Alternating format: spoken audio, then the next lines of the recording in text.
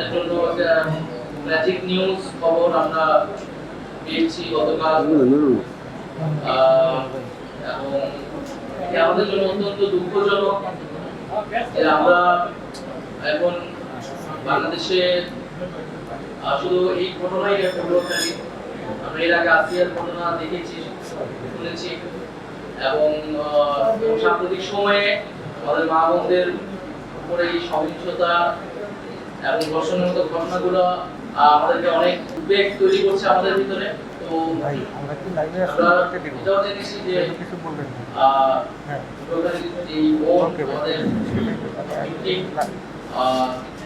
শহীদ পরিবারের সদস্য, তার বাবা জুলাই গণঅভ্যুত্থানে শহীদ হয়েছিলেন। শুধু শহীদ পরিবারের কন্যা হিসেবেই নয়, একজন দেশের সাধারণ মেয়ে হিসেবে, সাধারণ নাগরিক হিসেবে এই আমাদের বোন ন্যায় বিচার প্রত্যাশা করেছেন। এবং আমরা জাতীয় নাগরিক পার্টির পক্ষ থেকেও এই যে ঘটনা, এই যে মর্মান্তিক ঘটনা, তার বিচার চাচ্ছি দ্রুত সময়ের মধ্যে।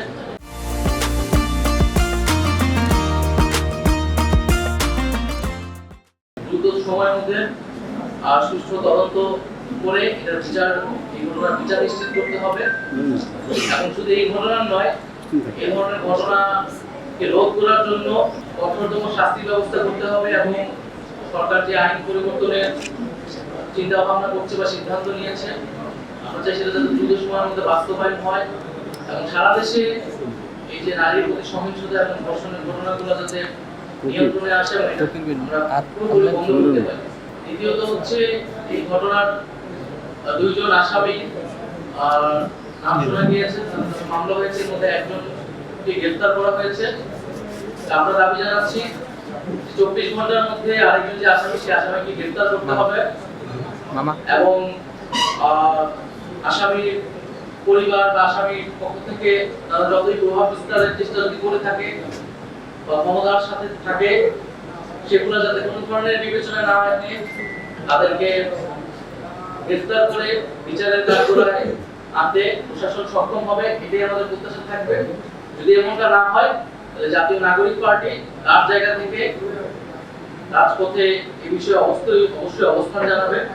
আমরা দ্রুত সময়ের মধ্যে আসলে বিচার কার্যক্রম দেখতে চাই এবং তার আগে 24 ঘন্টার মধ্যে সেই আসামিকে যাতে গ্রেফতার করা হয়। এর পাশাপাশি আমরা হাসপাতাল কর্তৃপক্ষের সাথে কথা বলেছি, স্বাস্থ্যগত বিষয়াদি নিয়ে আমাদের নাগরিক পার্টি যারা রয়েছেন, ডক্টর, তারা কথা বলেছেন। আমরা পুলিশের সাথে কথা বলেছি, আমরা বিষয়গুলো নিয়ে কথা বলেছি এবং পরিবারের সাথে কথা বলেছি। পরিবারের সার্বিক সুবিধা, সার্বিক সহযোগিতা যে কোনো ধরনের আগামী ভবিষ্যৎ শিক্ষাগত সবকিছুতে জাতীয় নাগরিক পার্টির পক্ষ থেকে আমরা তাদের পাশে থাকবো এবং আমরা আশা করব সরকারের জায়গা থেকে সরকার এই পরিবারের পাশে এসে দাঁড়াবে।